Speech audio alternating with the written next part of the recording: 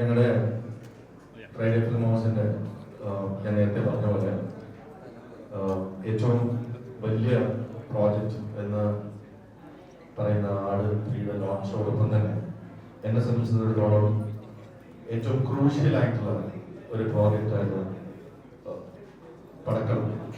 കഴിഞ്ഞ വ്യാഴാഴ്ച 8-ാം തീയതി നമ്മൾ റിലീസ് ചെയ്തതായി.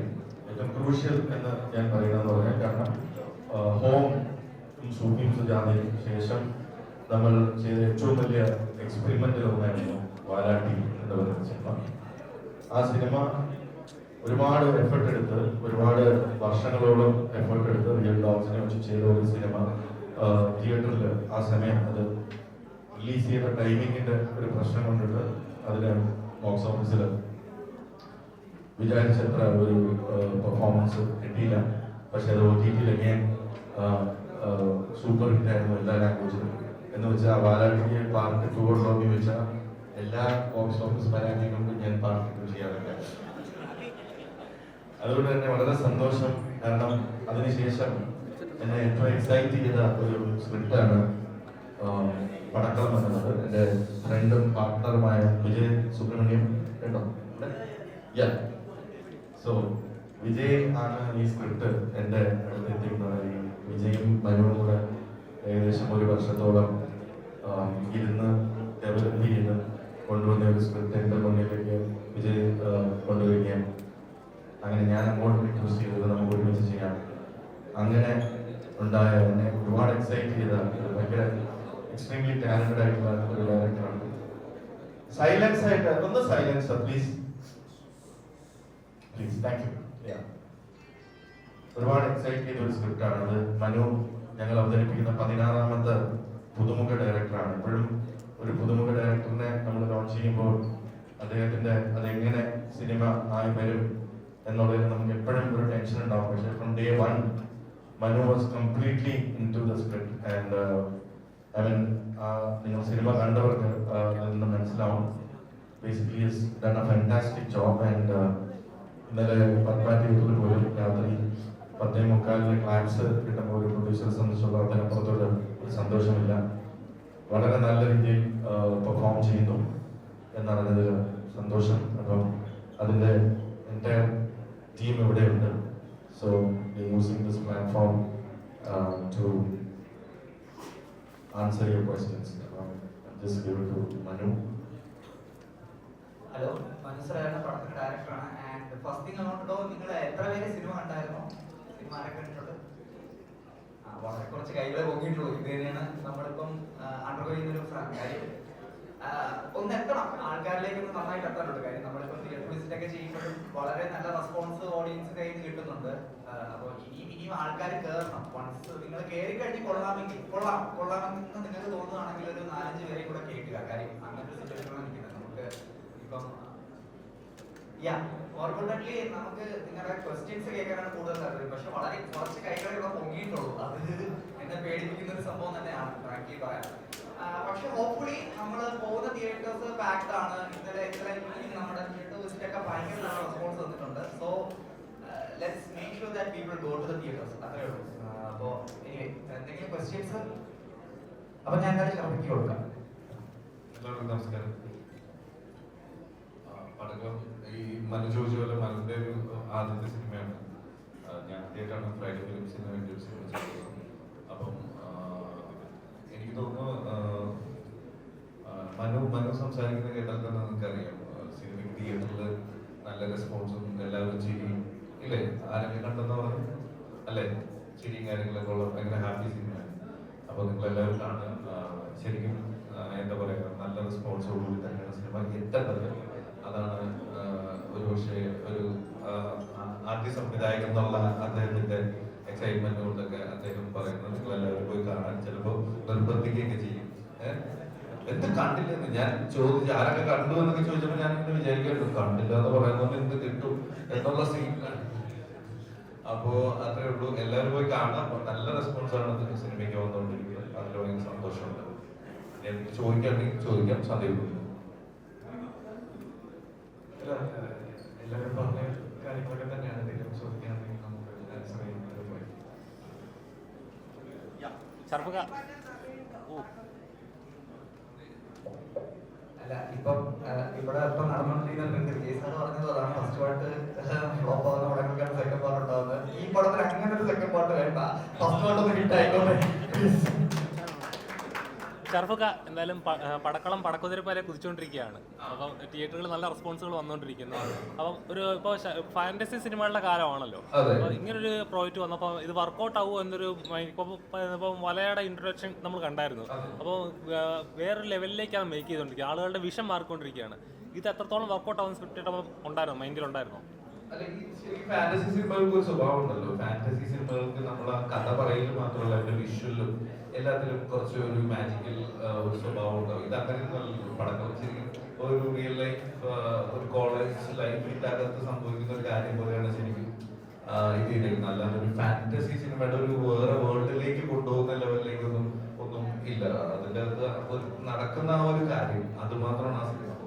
പിന്നെ എനിക്ക് തോന്നുന്നു എന്താ പറയാ, ഈ കഥ കേട്ട് കഴിഞ്ഞപ്പോൾ എനിക്ക് ഭയങ്കര ഇൻട്രസ്റ്റിംഗ് ആയിട്ട് തന്നെ തോന്നി. ഈ സിനിമ വർക്ക് ആവണം എന്ന് ഞാൻ ആഗ്രഹിച്ച് ചെയ്ത സിനിമയാണ്. അത് തന്നെയാണ് സംഭവിച്ചത്. സന്തോഷം. മനു, ആദ്യത്തെ സിനിമയാണ് ഒരു ഡയറക്ടറെ സംബന്ധിച്ച് ആദ്യത്തെ സിനിമ എന്ന് പറയുമ്പോൾ വളരെ ഇമ്പോർട്ടൻ്റ് ആണ്. ആ ടൈറ്റിൽ സ്ക്രീനിൽ കാണുക എന്ന് പറയുമ്പോൾ ഉണ്ടാകുന്ന ഒരു മൊമെന്റ് ഉണ്ടാവുമല്ലോ. അപ്പം രാവിലെ പത്മയിൽ നമ്മൾ കണ്ടായിരുന്നു. അപ്പോൾ ഉണ്ടാകുന്ന റിയാക്ഷൻ എങ്ങനെ ഉണ്ടായിരുന്നു? എക്സ്പെക്ട് ചെയ്ത റിസൾട്ട് തന്നെയായിരുന്നു?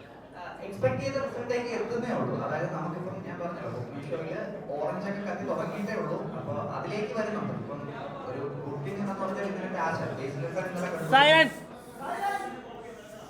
ഒന്ന് വെച്ച് പറയാമോ?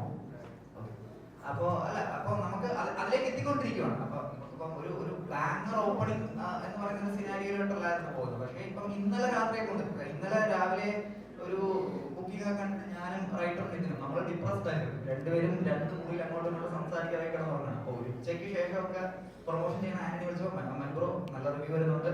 അങ്ങനെ വൈകിട്ടൊക്കെ തിയേറ്റർ റെസ്പോൺസ് ഒക്കെ വന്നപ്പോൾ ഓക്കെ നമ്മളെ സോണിലേക്ക് എത്തണം. എനിക്ക് തോന്നുന്നു ഐഡിയലി ഇന്നും നാളെയും കൊണ്ടായിരിക്കും ചേട്ടൻ പറഞ്ഞ ആ ഹൈയിലേക്ക് എത്തുക. Waiting for that. പിന്നെ ആദ്യത്തെ പടമുള്ള രീതിയിൽ ഗ്രേറ്റ്ഫുൾ ആണ്. യെസ്, അതന്നെയാണ് മനുവിന്റെ ആദ്യത്തെ പടമാണ്. മനു പടം അത്യാവശ്യം ഹിറ്റ് തന്നെയാണ്. മനുവിന് ടെൻഷൻ അടിക്കുന്ന ബുക്ക് മൈ ഷോയിൽ ഓറഞ്ച് മാത്രമല്ല ഒരു സിനിമയിൽ ഹിറ്റാക്കുന്നത്. Especially youth. മനുവിന്റെ ടെൻഷൻ, മനുവിന് ഞാൻ ഫിഗേഴ്സ് കൊടുത്തിട്ടില്ല. മനുവിന് ഞാൻ തന്നില്ലെങ്കിലും അടുത്ത ആഴ്ച പ്രൊഡ്യൂസർ അസോസിയേഷൻ തരും. ധൈര്യമായിട്ട് മനുവിന് ചേട്ടാ ഓറഞ്ച് കത്തുന്നില്ല മനു, നമ്മൾ ഈ സിനിമയിൽ ഏറ്റവും കോൺഫിഡൻസ് ഉള്ളത് കൊണ്ടാണ് ഇതിന്റെ പ്രൊഡ്യൂസറുടെ ഞാൻ ഇത് വ്യാഴാഴ്ച ഇറക്കാൻ തീരുമാനിക്കുന്നത്. അപ്പം അത്രയും കോൺഫിഡൻസ് ഉള്ള സിനിമയാണ് ഇപ്പോഴും നമ്മൾ വ്യാഴാഴ്ചകൾ ഇറക്കുന്നത്. എനിക്ക് ഫസ്റ്റ് ഡേ കിട്ടിയ റെസ്പോൺസ്, ഈ കഴിഞ്ഞ എൻ്റെ 22 സിനിമകളിൽ ഹോം ഉൾപ്പെടെ ഞാൻ പറയുന്നു, എനിക്ക് ആദ്യത്തെ ദിവസം ഇത്രയും നല്ല റെസ്പോൺസ് കിട്ടിയ ഒരു സിനിമ എൻ്റെ ലൈഫിൽ ഉണ്ടായിട്ടില്ല. കാരണം മലയാളത്തിലെ എല്ലാ ടോപ്പ് റിവ്യൂസും, ഞാൻ റിവ്യൂസിനെ റെസ്പെക്ട് ചെയ്യുന്ന ഒരാളാണ്. അതുകൊണ്ട് തന്നെ മലയാളത്തിലെ എല്ലാ ഞാൻ പേരെടുത്ത് പറയുന്നില്ല, എല്ലാ ടോപ്പ് റിവ്യൂസും ഒരേ സ്വരത്തിൽ ഈ സിനിമ എൻ്റെ വൺ ഓഫ് ദ ബെസ്റ്റ് സിനിമയാണെന്ന് പറഞ്ഞവരുണ്ട്. അതിലെനിക്ക് യാതൊരു സംശയമില്ല. ഞാൻ 22 പടം ചെയ്തതിൽ എൻ്റെ ടോപ്പ് 5 കമേഴ്ഷ്യൽ സിനിമകളിൽ ഇതുണ്ട്. അതുകൊണ്ട് തന്നെ ഇന്നലെ ഞാൻ എനിക്ക് എൻ്റെ കളക്ഷൻ റിപ്പോർട്ട് കിട്ടുമ്പോഴാണല്ലോ നമുക്ക് അതിൻ്റെ കറക്റ്റ് വൈബ് എനിക്ക് മനസ്സിലാവുന്നത്. ഓബിയസ്ലി തുടരുമെന്ന സിനിമ വളരെ നല്ല രീതിയിൽ പോയിക്കൊണ്ടിരിക്കുമ്പോഴും ഞാൻ ഈ സിനിമ റിലീസ് ചെയ്യാനുള്ള കാരണം തന്നെ ഇതിൻ്റെ ജോണർ ടോട്ടലി ഡിഫറെൻറ്റ് ജോണറാണ്.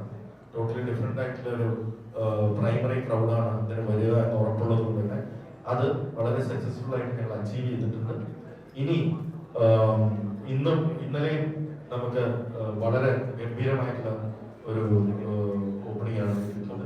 ഈ വീക്കെൻഡിനായിട്ട് ഞങ്ങൾ കാത്തിരിക്കുകയാണ്. ഈ സിനിമയെ നെക്സ്റ്റ് ലെവലിലേക്ക് എത്തും ഈ വീക്കെൻഡിൽ എന്ന് എനിക്ക് പൂർണ്ണ വിശ്വാസമുണ്ട്. കാരണം ഇത്രയും റിവ്യൂസ് ഒരുമിച്ച് വന്ന ഒരു സിനിമ ഞാൻ പറഞ്ഞ പോലെ എൻ്റെ സിനിമാ കരിയറിൽ ഇതുവരെ ഉണ്ടായിട്ടില്ല.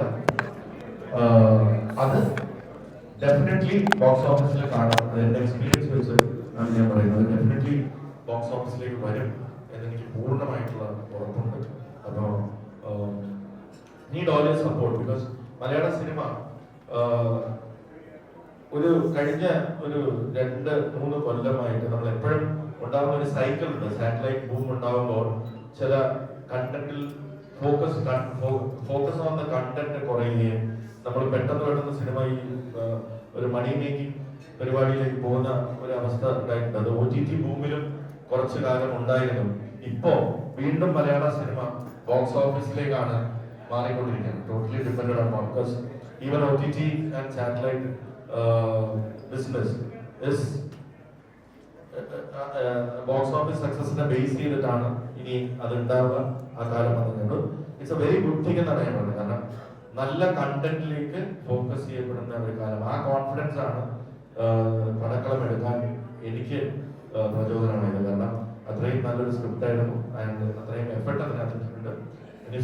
പടക്കളം is not a small film. Padakkalam is medium sized budget or big budget film for me. അത് സിനിമ കണ്ടവർക്ക് മനസ്സിലാവും. കണ്ടവരെല്ലാം നല്ല റിവ്യൂസ് വരുന്നുണ്ട്. ഇന്നലത്തെ almost 50% of the shows housefull ആണ്. ഇന്നും ഇപ്പം നല്ല റിപ്പോർട്ട്സ് ആണ് വന്നുകൊണ്ടിരിക്കുന്നത്. ഓറഞ്ചസ് കാണുന്ന എനിക്ക് സന്തോഷമുള്ള കാര്യമാണ്.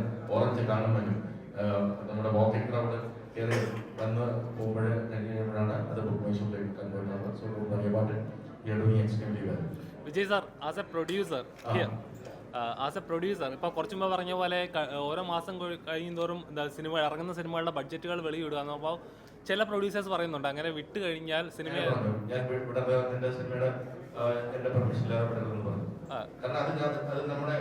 ഒരിക്കലും ഒരു എക്സാക്ട് ഫിഗേഴ്സ് പ്രൊഡ്യൂസർ അസോസിയേഷൻ കിട്ടില്ല. കാരണം അവര് പറയുന്ന ഓവർസീസിന്റെ ഫിഗേഴ്സ് അവർക്ക് ഒരിക്കലും കിട്ടില്ല. റെസ്റ്റ് ഓഫ് ഇന്ത്യയുടെ ഫിഗേഴ്സ് അവർക്ക് ഒരിക്കലും കിട്ടില്ല. കേരള ബോക്സ് ഓഫീസ് OTTയുടെ ഫിഗർ ഞാനും OTT ആയിട്ട് എഗ്രി ചെയ്യുന്ന ഒരു ഫിഗർ ഞാൻ ഒരിക്കലും പ്രൊഡ്യൂസർ അസോസിയേഷൻ കൊടുക്കേണ്ട ഉത്തരവാദിത്തം ഇല്ല. അത് മാർക്കറ്റിൽ നിന്ന് കിട്ടുന്ന ഒരു ബസ് മാത്രമാണ്. അല്ലെങ്കിൽ സാറ്റലൈറ്റ് എന്റെ ഡബിംഗ് റൈറ്റ്സിനെ കുറിച്ച് അസോസിയേഷൻ അറിയാൻ പറഞ്ഞു. ഞാൻ റീമേക്ക് റൈറ്റ്സ് കൊടുത്തിട്ടുണ്ടോ എന്നുള്ളത് അറിഞ്ഞു. ഞാൻ ഏതെങ്കിലും ഫോറിൻ ലാംഗ്വേജിൽ കൊടുത്തിട്ടുണ്ടോ എന്നുള്ളത് ഞാൻ ഇപ്പൊ ഇവിടെ ഇരുന്നോണ്ട് പറയാം. ഞാൻ ബാലാട്ടി ഇവിടുത്തെ ബോക്സ് ഓഫീസ് ഫെയിലിയർ ആണെന്ന് പറഞ്ഞെങ്കിലും ഞാൻ ബാലാട്ടി എക്സ്ട്രീംലി സാറ്റിസ്ഫൈഡ് ആണ്. കാരണം ഏറ്റവും കൂടുതൽ ഫോറിൻ ലാംഗ്വേജിലേക്ക് ഡബ് ചെയ്യപ്പെട്ട സിനിമയാണ് ബാലാട്ടി. റഷ്യയില് ഇന്നലെ ശരഫോർ ഇരുന്നുണ്ട്. ബാലാട്ടി ഇൻ ടു സ്പാനിഷ്, റഷ്യൻ, എനിക്ക് എല്ലാ ലാംഗ്വേജും ഇംഗ്ലീഷിന്റെ ഓഫർ വന്നിട്ടുണ്ട്. സോ അതിന്റെ ഒക്കെ കൺവേർട്ട് ചെയ്യുമ്പോൾ ഇപ്പോഴും ബാലാട്ടി എന്ന സിനിമയുടെ റവന്യൂ വന്നുകൊണ്ടിരിക്കും. അപ്പൊ എങ്ങനെയാണ് ഒരു അസോസിയേഷൻ ഇത് ഫ്ലോപ്പാണ് ഇത് ഹിറ്റാണെന്ന് ഡിക്ലെയർ ചെയ്യാം? അതുകൊണ്ടാണോ ഈ മലയാള സിനിമ നഷ്ടത്തിലാണ് ഓടിക്കൊണ്ടിരിക്കുന്നത് പറയാം? കാരണം പല പ്രൊഡ്യൂസേഴ്സ് ഇങ്ങനെ വെളിയിലോട്ട് വരാത്തതുകൊണ്ടാണ് ഇങ്ങനെ, അതുകൊണ്ടാണോ? അല്ല, അസോസിയേഷന് അത് കോസ്റ്റ് കുറയ്ക്കുന്നതിന്റെ ഭാഗമായിട്ട് അങ്ങനെ അവരെടുത്തിരിക്കുന്ന സ്റ്റെപ്സ് ആണ്. ആ സ്റ്റെപ്സിൽ എടുത്തിരിക്കുന്ന ഒരു സ്റ്റെപ്പാണ്. അതില് ഒരുപാട് കാര്യങ്ങൾ നമ്മൾ ചർച്ച ചെയ്തിട്ടുണ്ട്. പല കാര്യങ്ങളും ചർച്ച ചെയ്യപ്പെടുന്നുണ്ട്.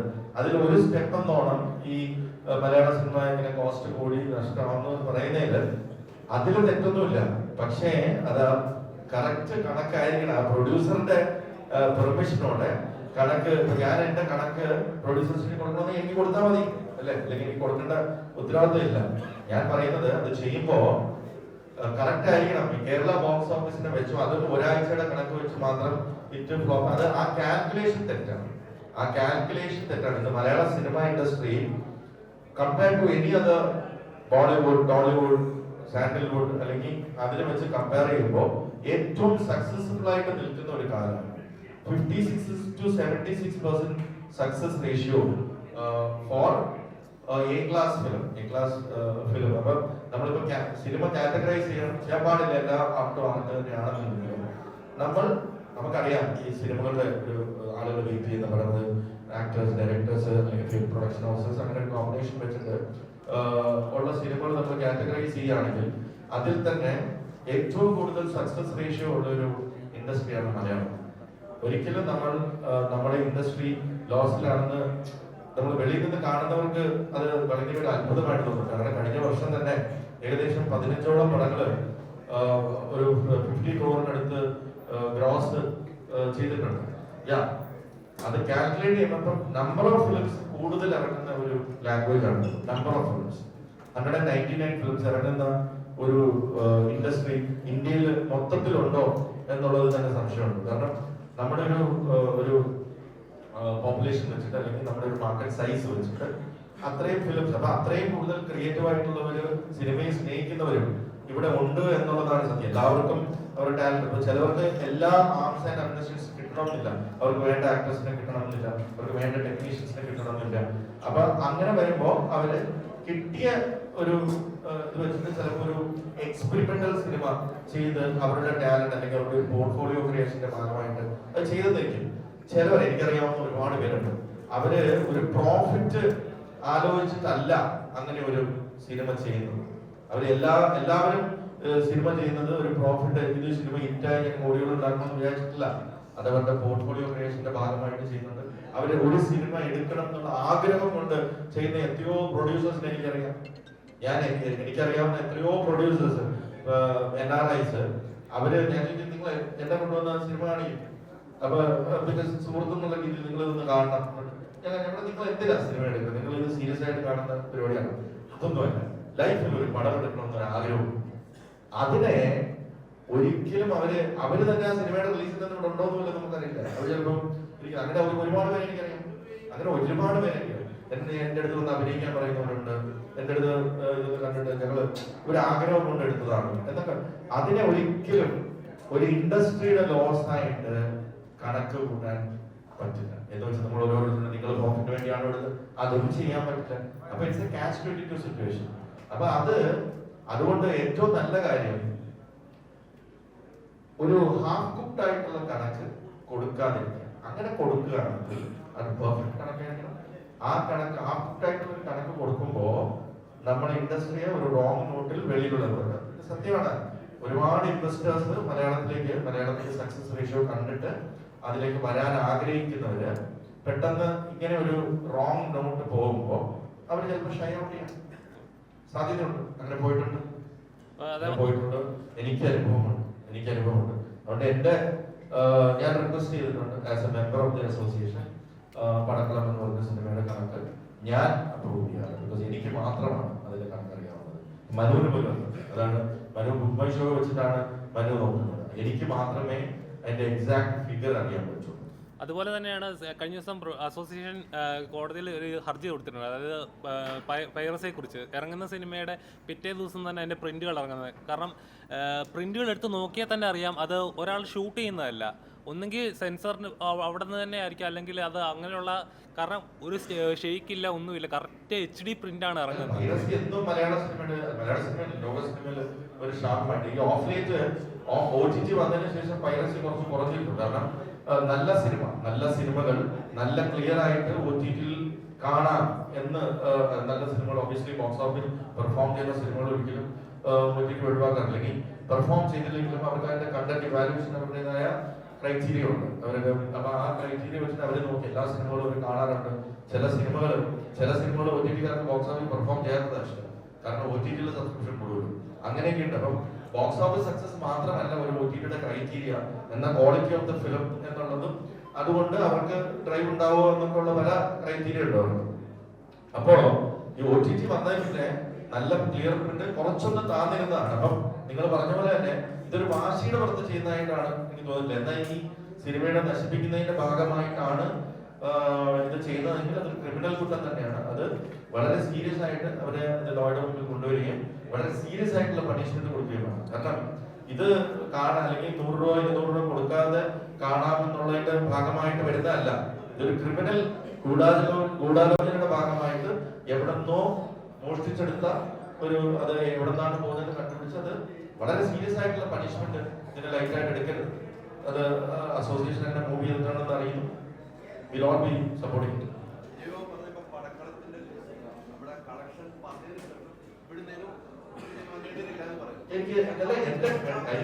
എനിക്ക് തോന്നുകയാണ് ഓക്കെ കൊടുത്തോളൂ എന്ന് എനിക്ക് തോന്നണം. പക്ഷെ പ്രോബ്ലം ചെയ്യാന്ന് പറഞ്ഞാൽ പടക്കളത്തിന്റെ റവന്യൂ എന്നാണ് ഇതിന്റെ മ്യൂസിക് ഡിസ്ട്രിബ്യൂട്ട് ചെയ്യുന്നത് ഞാനാണ്. എനിക്ക് മാസാമാസം റവന്യൂ വന്നുകൊണ്ടിരിക്കും.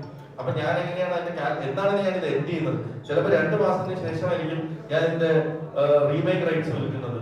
അപ്പൊ അത് കാൽക്കുലേഷൻ എങ്ങനെ ചെയ്യുന്നത്? ഞാൻ ചിലപ്പോൾ എന്റെ 6 മാസം അല്ലെങ്കിൽ 7 മാസം കഴിയുമ്പോഴായിരിക്കും പടക്കളം എന്നുള്ള സിനിമയുടെ ബുക്സ് ക്ലോസ് ചെയ്യുന്നത്. ആ ബുക്സ് ക്ലോസ് ചെയ്യുമ്പോഴാണ് ഞാൻ ഇതിന്റെ total revenue versus cost calculate ചെയ്യുന്നത്. അപ്പോ എനിക്ക് ഇപ്പൊ ഓടിക്കൊണ്ടിരിക്കുന്ന പടക്കളത്തിന്റെ റവന്യൂ അല്ലെങ്കിൽ എനിക്ക് വന്നിരിക്കുന്ന റവന്യൂ എങ്ങനെയാണ് അതിന് അത് ലോസ് ആണോ പ്രോഫിറ്റ് ആണോ എന്ന് ഡിറ്റർമിൻ ചെയ്യുന്നത്? ഒരിക്കലും ഡിറ്റർമിൻ ചെയ്യാൻ പറ്റില്ല.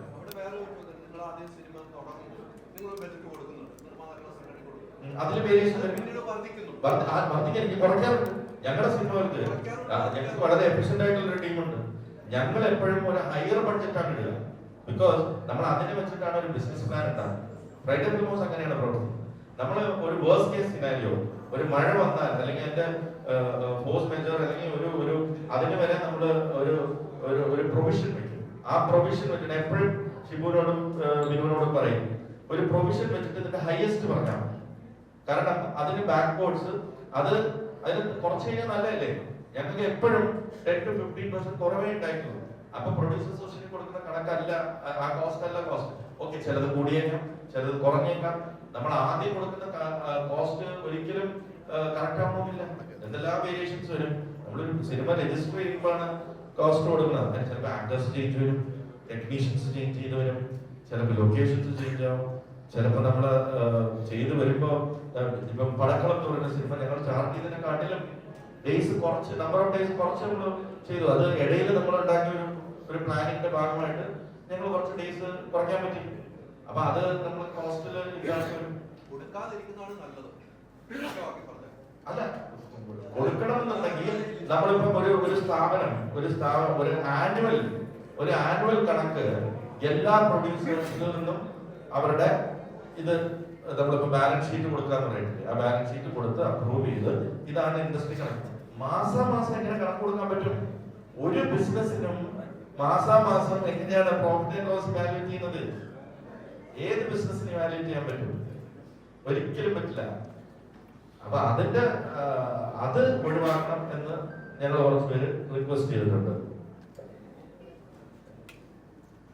ഇപ്പൊ ഞാൻ പ്രൊഡ്യൂസേഴ്സ് അസോസിയേഷനിൽ പ്രൊഡ്യൂസർ എന്നുള്ള മെമ്പറുമാണ്, പ്രൊഡക്ഷൻ കൺട്രോളർ.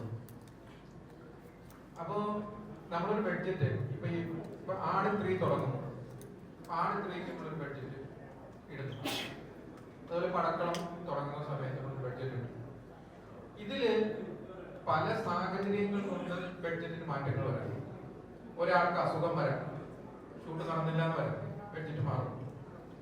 അതുപോലെ തന്നെ മഴ വന്നാൽ ബഡ്ജറ്റ് മാറും. അങ്ങനെ ഏത് സാഹചര്യത്തിലും ഇത് രണ്ടും സംഭവിക്കാം. പിന്നെ നമ്മൾ ഇവിടെ പ്രൊഡ്യൂസേഴ്സ് അസോസിയേഷൻ മാത്രമല്ലല്ലോ ഉള്ളത്, നിരവധി അസോസിയേഷൻ ഉണ്ട്. വ്യാപാരി വ്യവസായ അസോസിയേഷൻ ഉണ്ട്, സ്വർണ്ണത്തിന് അസോസിയേഷൻ ഉണ്ട്, സ്വർണ്ണക്കടകളുണ്ട്. ഈ എല്ലാ കടകളും ലാഭമാണ്. എല്ലാ അസോസിയേഷനിലും എല്ലാം ലാഭമായിരിക്കില്ല. അതുകൊണ്ട് ആ ഇൻഡസ്ട്രി മൊത്തം നഷ്ടമാണ്. അപ്പോ നമ്മൾ ഇങ്ങനെ ഒരു വില പട്ടിക പറയുമ്പോൾ മാസം തോറും പറയുമ്പോഴത്തേക്ക് ഈ ഇൻഡസ്ട്രിയിൽ വരുന്ന പല പ്രൊഡ്യൂസേഴ്സും ഇൻവെസ്റ്റേഴ്സും അല്ലെങ്കിൽ പല കമ്പനിക്കുള്ള ഇൻവെസ്റ്റേഴ്സും അതായത് പിന്നോട്ട് പോവുകയാണ്. അപ്പോൾ നമ്മൾ ചെയ്യേണ്ടത് അതിന് കൂടിയാലോചന വേണം. ഒരു പടം ഇറങ്ങിയാൽ ആ പടത്തിന് ഒരു 6 മാസമെങ്കിലും സമയം കൊടുക്കണം. അതിന്റെ എല്ലാ റൈറ്റ്സ് വിറ്റോ, അതിന്റെ OTT ബിസിനസ് നടന്നോ, റവന്യൂ ഏതൊക്കെയാണ് വന്നത് എന്ന് നോക്കി കണ്ട് അതിന്റെ ഒരു ചാർട്ടാണ് ഉണ്ടാക്കേണ്ടത്.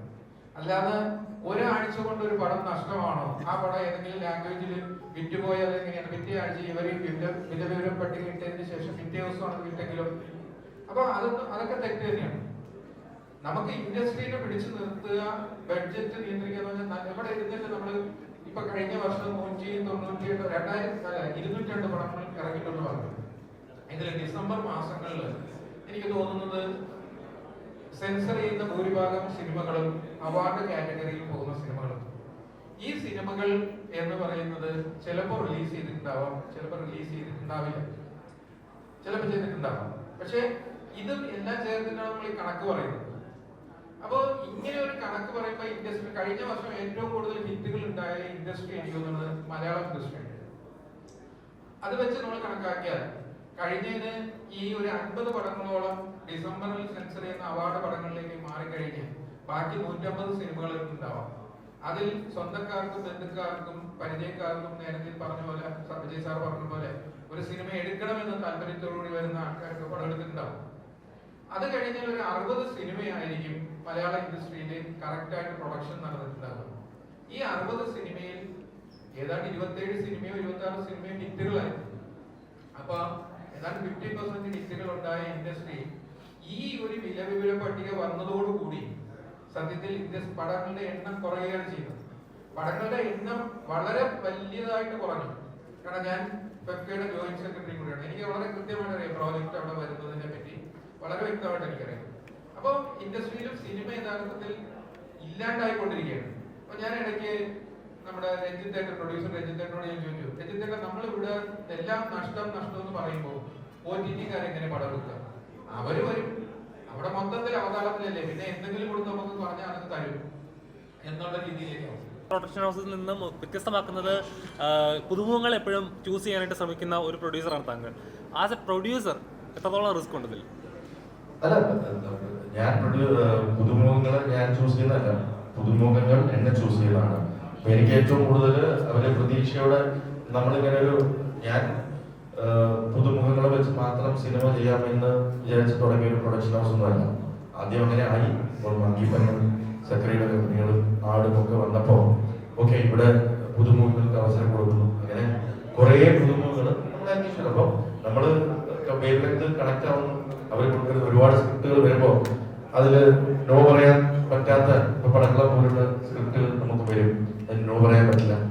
പിന്നെ ആ പ്രോസസ്സ് ഇപ്പൊ നമ്മൾ എൻജോയ് ചെയ്യുന്നുണ്ട്. ഇപ്പൊ ഒരു പുതുമുഖം ആവുമ്പോൾ അവരോട് നമ്മൾ സ്ട്രെങ്ത്തും വീക്ക്നെസ്സും ചോദിച്ച് അവരുടെ അതിന് വേണ്ട സപ്പോർട്ട് കൊടുത്ത് അത് ബാലൻസ് ചെയ്ത് അങ്ങനെ ചെയ്ത് ആ പ്രോസസ്സ് ഇപ്പൊ നമുക്ക് 22 സിനിമകളായി 16 പുതുമുഖങ്ങളായപ്പോൾ അത് യൂസ്ഡ് ആണ്. അപ്പൊ നമുക്ക് ആ ടെക്നിക്ക് അറിയാം, പഠിച്ചു. ഈ സിനിമ കണ്ടു കഴിയുമ്പോൾ എനിക്ക് തോന്നിയാണ് നമ്മളൊരാൾ മറ്റൊരാളിലേക്ക് മാറും അല്ലേ, അങ്ങനത്തെ ഒരു സംഭവമാണല്ലോ സിനിമ ചെയ്തത്. അപ്പൊ അത് കഴിയുമ്പോൾ ഇപ്പൊ ഷറഫ് ഞാനായിക്കഴിഞ്ഞാൽ എനിക്ക് ഷറഫിന്റെ രീതികൾ എനിക്ക് കിട്ടണം. ചേട്ടാ അത് സ്പോയിലറാണ്, പറയാമോ? കഥയുടെ തന്നെ ഏറ്റവും വലിയ സ്പോയിലറാണ് ചേട്ടൻ ഇപ്പൊ പറഞ്ഞത്. എന്നാൽ അതിലൊരു 2 കാര്യം ചോദിക്കട്ടെ. അങ്ങനെ ഒരാളിൽ ചേഞ്ച് വരുമ്പോൾ അവരുടെ എക്സ്പ്രഷൻ റെഡി ആകണം. ഇതൊക്കെ ഒരു ചാലഞ്ച്. എനിക്ക് ആക്ച്വലി ഇവരുടെ കേസിൽ ഭയങ്കര എളുപ്പമായിരുന്നു. ഞാൻ ഇനിഷ്യൽ ബ്രീഫ് കൊടുക്കുന്നു, ബാക്കി ഇവന് പിക്കപ്പ് ചെയ്യുക തന്നെയായിരുന്നു. എസ്പെഷ്യലി ഇവന്റെ കേസിൽ അത് ഭയങ്കര, ഞാൻ അതായത് കൂടുതൽ എന്തെങ്കിലും പറഞ്ഞ സ്പോയിലർ ആവും. അതാണ് എനിക്ക് കൂടുതൽ ഡിസ്കസ് ചെയ്യാനായിട്ടില്ല. ഒന്നും കൂടെ വരട്ടെ, പറയാം. അതിനിത്ര ഞാൻ പറയാം, ഉറപ്പായിട്ട് പറയാം. ഇപ്പൊ പറയാറായിട്ടില്ല. അത് വളരെ ചെറിയ ന്യൂആൻസസിൽ തുടങ്ങി ഒരുപാട് പേര് വർക്ക് ചെയ്തിട്ടുണ്ട്. സോ ഇപ്പം അത് പറയാൻ പറ്റില്ല. പടത്തിന്റെ ഏറ്റവും വലിയ ഒരു സ്പോയിലറാണ് ചേട്ടൻ ഇപ്പം ചോദിച്ചിരിക്കുന്നത്. സിനിമ കണ്ടു കഴിയുമ്പോൾ എനിക്ക് ചോദിക്കുന്ന ചോദ്യം ഇതായിരുന്നു. കഴിഞ്ഞു വന്നാൽ ഞാൻ ഒറ്റയ്ക്ക് പറഞ്ഞു മനസ്സിലായി. അതൊരു ചലഞ്ചായിരിക്കും. എനിക്ക് മനസ്സിലായി മനു ഒരു ലോലകൃതയാണ്. എന്ത് വേണമെങ്കിലും അല്ലെ പിടിച്ചെടുക്കാതെ കഥ മൊത്തം ഇവിടെ നിന്ന് പറയിപ്പിക്കാനുള്ള പരിപാടി വർക്കായോ? എന്നാ അത് നിങ്ങളുടെ ബ്ലോഗിലൂടെ ജനങ്ങളെ അറിയിക്കുക. അവർ കുഴപ്പമില്ല കണ്ടുവരും. Thank you so much. അത് താങ്കൾ ചെയ്ത ആ വർക്ക് ഗംഭീരമായിട്ട് താങ്കൾ കൈകാലിയുടെ വായന നല്ല വാക്ക് കിട്ടാൻ ഭയങ്കര പാടാണ്. അതാണ് കിട്ടിയിരിക്കുന്നത്.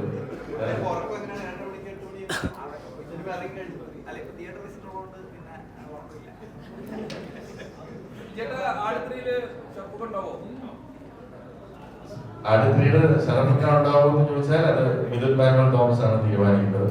ബിക്കോസ് സാധ്യത ഉണ്ട്, ഇല്ലായ്മയൊന്നുമില്ല. ഒരുപാട് ക്യാരക്ടേഴ്സ് അല്ലേ, ആടില്ലെങ്കിലും അടുത്ത സർപ്രൈസുകൾ ഒരുപാട് ഉണ്ടെന്ന് പറഞ്ഞു. സംഭവങ്ങളൊക്കെ വരും. പുതിയൊരു ഞങ്ങളുടേതായ യൂണിവേഴ്സ് ഓൾറെഡി ഉണ്ട്. അതിന്റെ ഓപ്പൺ ചെയ്യേണ്ട കാര്യമില്ല. നമുക്ക് ഒരുപാട് ക്യാരക്ടേഴ്സ് നമുക്ക് ഒരു യൂണിവേഴ്സ് എന്ന് വിളിക്കുന്നത് ഞങ്ങളുടെ ഫാമിലിയാണ്. ഫ്രൈഡേ ഫിലിം ഹൗസ് ഫാമിലിയിൽ ഒരുപാട് ക്യാരക്ടേഴ്സ് ഉണ്ട്. അത് ആടിലുണ്ട്, മങ്കിപ്പന്നിലുണ്ട്, ഓരോ സിനിമയിലും മുത്തുകവ് എന്ന് പറഞ്ഞ സിനിമയിലും ക്യാരക്ടേഴ്സ് ഉണ്ട്. അങ്ങനെ ഓരോ സിനിമയിലും ക്യാരക്ടേഴ്സ് ഉണ്ട്. ഇതെല്ലാം നമ്മുടെ ഫാമിലി തന്നെയാണ്. എന്ത് വേണമെങ്കിലും ഒരു യൂണിവേഴ്സ് ആയിട്ട് സർപ്രൈസുകളാണ്. ഇപ്പൊ ഞങ്ങൾ ഇപ്പൊ വിളിക്കുന്നത് വൺ ലാസ്റ്റ് റൈഡ് എന്നാണ്. അത് നേരത്തെ പറഞ്ഞ സർപ്രൈസ് ഞങ്ങൾ ബ്രേക്ക് ചെയ്യാൻ പടക്കളത്തിന് വേണമെങ്കിലും ആവാലോ.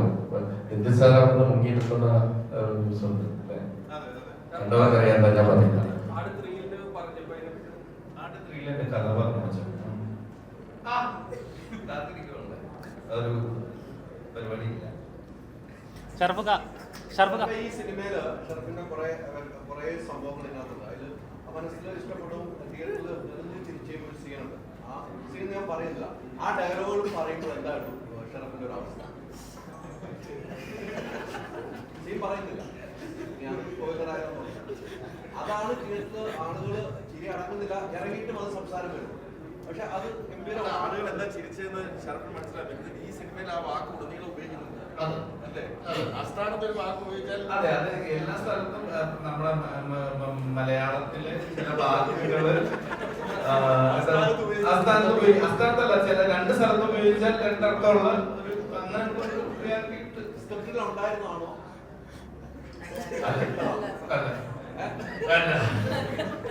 അത് പറഞ്ഞുതരാം. അതായത് ഇല്ല, ഞാൻ ഡയലോഗായിട്ട് പറയില്ല, പക്ഷെ അത് ഷറഫക്ക ഓൺ സെറ്റിൽ ഇംപ്രൂവൈസ് ചെയ്താണ്. ചിലപ്പോൾ പുള്ളി എൻ്റെ അടുത്ത് ആദ്യം പറഞ്ഞിട്ടുണ്ടെങ്കിൽ ഞാനത് വയ്ക്കാൻ നോക്കിയില്ലായിരുന്നു. അപ്പൊ പുള്ളി എൻ്റെ അടുത്ത് പറഞ്ഞു ഒരു സാധനം ഞാൻ ഇടാം, അത് കഴിഞ്ഞിട്ട് മനു ഓക്കെ എന്ന് പറഞ്ഞാൽ ഈ സീൻ എടുത്തു കഴിഞ്ഞിട്ട് പുള്ളി കട്ട് ചെയ്ത് ഞാൻ പറയില്ലെന്ന് പറഞ്ഞു. അങ്ങനെ കരുതി എന്നിട്ട് ഞാൻ ആ സാധനം കട്ട് ചെയ്യണമെന്ന് ഇങ്ങനെ വെറുതെ ഇവനോട് പറഞ്ഞതാണ്. ഇവൻ റൂമിൽ നിന്നൊക്കെ ഇറങ്ങിയപ്പോ മനു ഒരു ചിരിയൊക്കെയാണ് പടം ഇട്ടാണ് വെറുതെ കട്ടാക്കണം പറഞ്ഞ റൂമിൽ നിന്നൊക്കെ ഇറങ്ങിപ്പോയി. അപ്പൊ അത് പക്ഷേ അത് ഫുൾ ക്ലോസ് ഷറഫിക്ക പുള്ളി ഇംപ്രൂവൈസ് ചെയ്താണ്. ആൻഡ് എനിക്ക് തോന്നുന്നു തിയേറ്ററിൽ ഏറ്റവും കൂടുതൽ ലാസ്റ്റ് ഇരിക്കുന്ന ആൾക്കാണ്. ഭയങ്കര റെസ്പോൺസിബിൾ ജോബാണ്. അതെ, ഗംഭീരമായിട്ടുണ്ട്. ഇപ്പോഴും നമ്മുടെ സംസാരിക്കുമ്പോൾ പടക്കണം എന്ന് പറയുമ്പോൾ അതോട് ചേർത്തൊരു വാക്കുകൂടെ വന്നു ഹിറ്റിലേക്ക് കൊണ്ടുപോകാൻ കഴിഞ്ഞ ഒരു ഡയലോഗായിരുന്നു. അതെ അതെ അതെ അതെ, അത് ഭാഗ്യമാണ്. ഇപ്പൊ നമുക്ക് അങ്ങനത്തെ ഒരു സിനിമ വേറൊരു സിനിമയിൽ അതിന് സാധ്യതയില്ല. നമുക്ക് അത് അവിടെ വെച്ച് തോന്നിക്കുന്നതാണ് നമ്മുടെ ഭാഗ്യം. അങ്ങനെ ഒരു സാധ്യത നമ്മൾ ചിന്തിക്കുന്ന ഈ സിനിമയുടെ അകത്ത് അത് നമ്മുടെ ഇൻവോൾവ്മെന്റ് അതിലുണ്ട്. കാരണം ഈ സിനിമയുടെ കഥയെ കൂടെ തന്നെ നമ്മളിങ്ങനെ ട്രാവൽ ചെയ്യുന്നതുകൊണ്ട് എന്താണ് സാധ്യതകളെന്ന് നമുക്ക് എല്ലാവർക്കും ഉണ്ട്. ഈ ഇൻസാഫ് ആണെങ്കിലും അരുണാണെങ്കിലും പ്രദീപ് ആണെങ്കിലും എല്ലാവരുടെയും ക്യാരക്ടേഴ്സിന് ഇംപ്രൂവൈസ് ചെയ്യുന്നല്ലേ. അവരും ഒരുപാട് കാര്യങ്ങൾ ഇംപ്രൂവൈസ് ചെയ്തിട്ടുണ്ട്. അത് ആ ക്യാരക്ടറിലും ആ സ്ക്രിപ്റ്റിലും അവർ എല്ലാവരും അത്ര നന്നായിട്ടുണ്ടായിരുന്നു. അതാണ്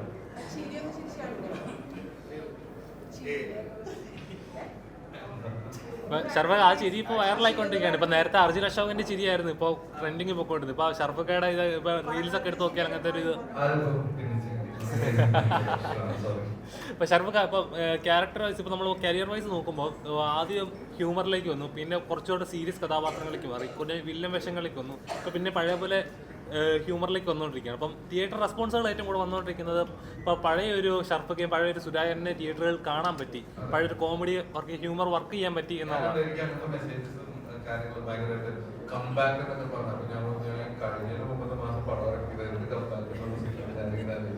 പക്ഷെ എന്താ നമ്മൾ വിചാരിക്കുന്നതാണല്ലോ, നമ്മളിൽ എല്ലാവർക്കും കാണാൻ ആഗ്രഹമുള്ള കാര്യങ്ങളുണ്ടാവും. അപ്പോ അങ്ങനെ ഇപ്പൊ ഹാപ്പി വെഡിങ് പോലുള്ള സിനിമയും അല്ലെങ്കിൽ അതുപോലെ പ്രേത പോലുള്ള കോമഡി സിനിമകളൊക്കെ ചെയ്തിട്ടുള്ളത് ചിലപ്പോ എല്ലാവർക്കും ഓർമ്മയിലുണ്ടാവും. അപ്പൊ അതുപോലത്തെ ഒരു സിനിമ എപ്പോഴായിരിക്കും നോക്കി അപ്പൊ പെട്ടെന്ന് പടക്കളം അങ്ങനെ സർപ്രൈസില് അതിലെ ഹ്യൂമർ കാര്യങ്ങളൊക്കെ വർക്കായി എന്നുള്ളത് ഭയങ്കര സന്തോഷമാണ്.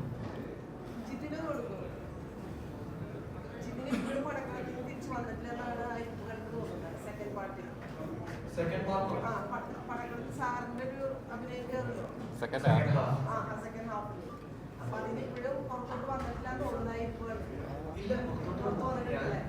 അതെ. എങ്ങനെയുള്ള എക്സ്പീരിയൻസ്?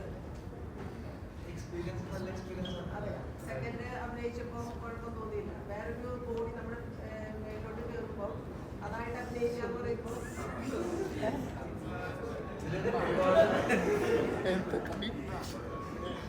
അല്ല സിനിമയിൽ ഒരുപാട് കാര്യങ്ങൾ പെർഫോം ചെയ്യാനുണ്ട്. വായിച്ചപ്പോൾ തന്നെ പെർഫോം ചെയ്യേണ്ട കാര്യങ്ങൾ ചെയ്തിട്ടുണ്ട്. അപ്പോൾ സിനിമ സെലക്ട് ചെയ്തപ്പോൾ തന്നെ ആസ് എൻ ആക്ടർ എന്നെ പെർഫോം ചെയ്യാൻ പറ്റുന്ന രീതിയിലുള്ള ഒരു ക്യാരക്ടർ ആർക്കൊക്കെയാണ് സിനിമയിൽ പറഞ്ഞു കൊടുക്കുന്നത്. അത് നന്നായി പെർഫോം ചെയ്യാൻ പറ്റി എന്നുള്ളതാണ് എൻ്റെ വിശ്വാസം. കാണുന്നവരൊക്കെ പറയുന്നത് ശരിയുണ്ട്. ഒരുപാട് സന്തോഷം, ഒരുപാട് നന്ദിയുണ്ട്. സിദ്ധാർത്ഥ് അതെ, ശിവകാന്ത് ടോട്ടലി വ്യത്യസ്തമായ ഒരു ക്യാരക്ടറാണ്. അതുകൊണ്ട് തന്നെ ചെയ്യാൻ ഭയങ്കര ചാലഞ്ചിങ് ആണ്. അതുപോലെ സന്തോഷപൂർവ്വം ചെയ്യാൻ പറ്റും. സന്ദീപ് ഇപ്പം സോഷ്യൽ മീഡിയയിൽ ഇപ്പം കറന്റ് വന്നുകൊണ്ടിരിക്കുന്നത് ഇപ്പം ഫാലിമിയിലെ കഥാപാത്രമായാലും ശരി, ഇപ്പം ലാസ്റ്റ് ഇറങ്ങിയ ആലപ്പുഴ ജിംഖാനയിലായാലും ശരി, ഇപ്പം കരിയർ വൈസ് നല്ല രീതിയിൽ കയറി വന്നുകൊണ്ടിരിക്കുകയാണ്.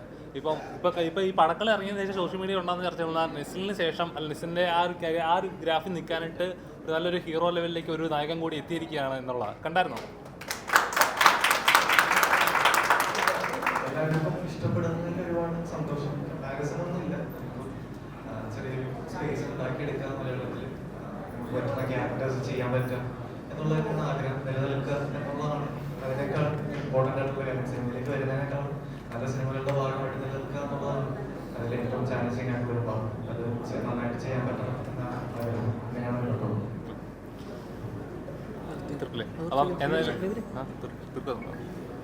Thank you so much. Ultra modern kitchen devices. ഒരു കിച്ചണിൽ വേണ്ട എല്ലാ ലേറ്റസ്റ്റ് ബ്രാൻഡുകളും ഇവിടെയുണ്ട്.